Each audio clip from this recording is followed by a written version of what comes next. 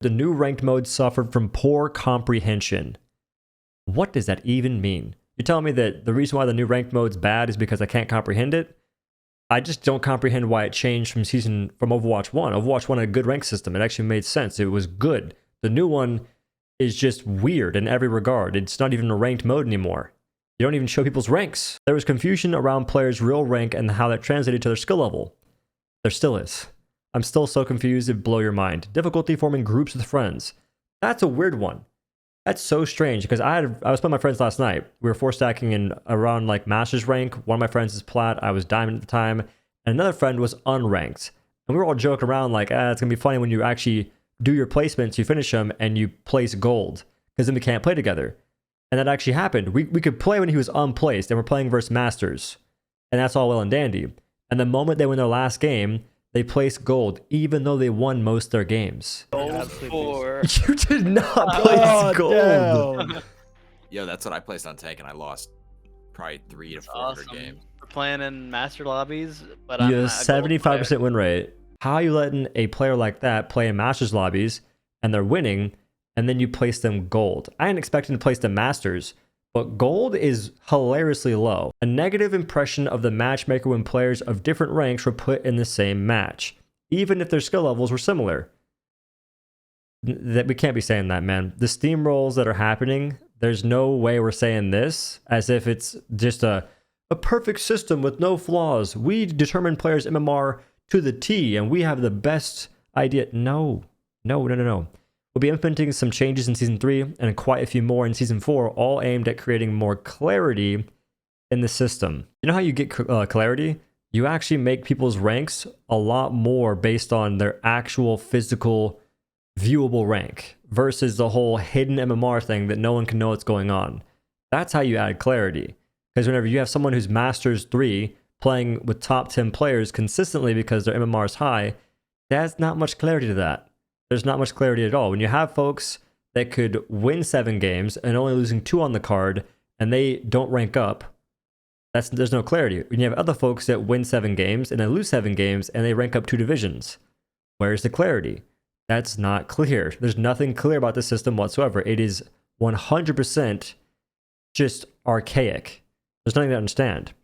More details on short-term changes and long-term vision will be coming soon, TTM. We've gotten feedback from players that the game doesn't feel rewarding enough to play and that players can't earn the items they want in a short enough period of time. You needed feedback for that?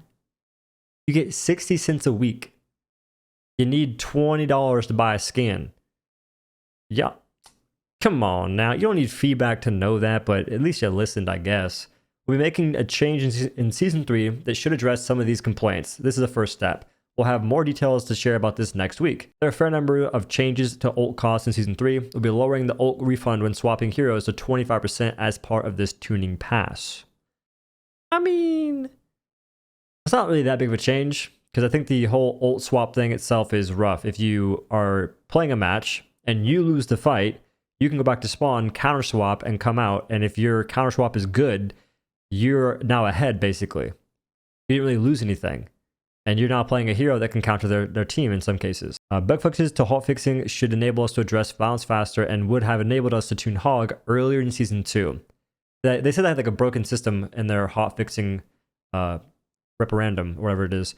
But I do believe y'all need to fix Sojourn still. Her one-shot is still an issue, but y'all have this weird thing with identity. Like her identity is her railgun. I don't think that's a healthy way to view the character. Her identity should not be tied to the thing that people hate to play against. It's kind of like saying that Roadhog's identity is the one-shot hook, and y'all nerfed that. So I just feel there's no consistency in that whatsoever. We're still planning an initial and mid-season patch each season, but now have the full ability to fill in between those as necessary.